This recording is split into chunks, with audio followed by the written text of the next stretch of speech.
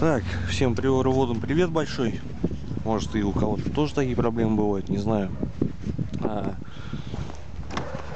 В общем, суть такая, то что вот где-то вот в этой части панели, да, торпеды начался стук, звон, вот как будто монеткой по какому-то пластику стучишь.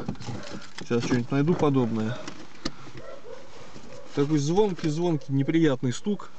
Он с двух сторон, справа поменьше было, здесь вот, ну, прям очень-очень звонкий. Не могу найти монетки какой-нибудь, но думаю, и так понятно, да? Вот, что я сделал? Я посмотрел видео, там запихивали вот в эти места отбойники от амортизаторов, вот. А у меня были шланги дюритовые, вот после установки предпускового котла. Вот, в общем, я взял шланги. Вот в эту сторону водительскую нужно шланг 19 сантиметров длиной. От начала шланга где-то 2,5-3 сантиметра нужно вырезать, ну, срезать его пополам, грубо говоря. Вот. Длиной где-то около 5 сантиметров. Это для чего? Для того, чтобы шланг омывающей жидкости на форсунке не пережимало.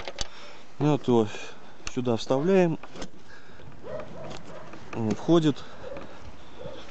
И вот. Все, никуда он не денется.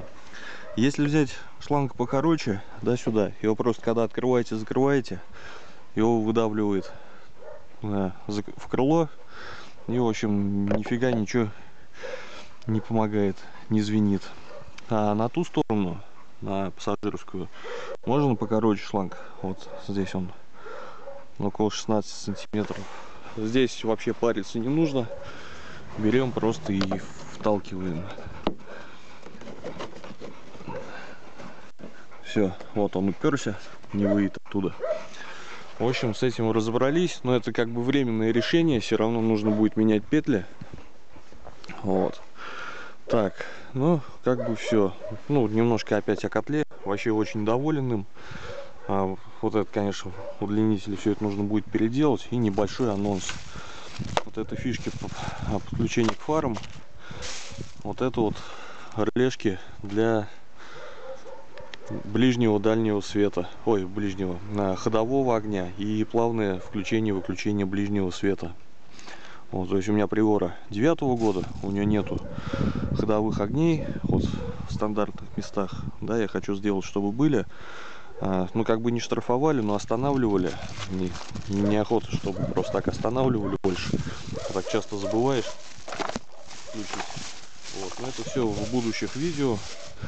Вот, ну а теперь покажу, как все вот это выглядит. То есть с этой стороны будет выглядеть так. И с этой стороны будет выглядеть вот так. Ну, на этом пока все. Следующее вот буду возиться с электрикой, включением фар.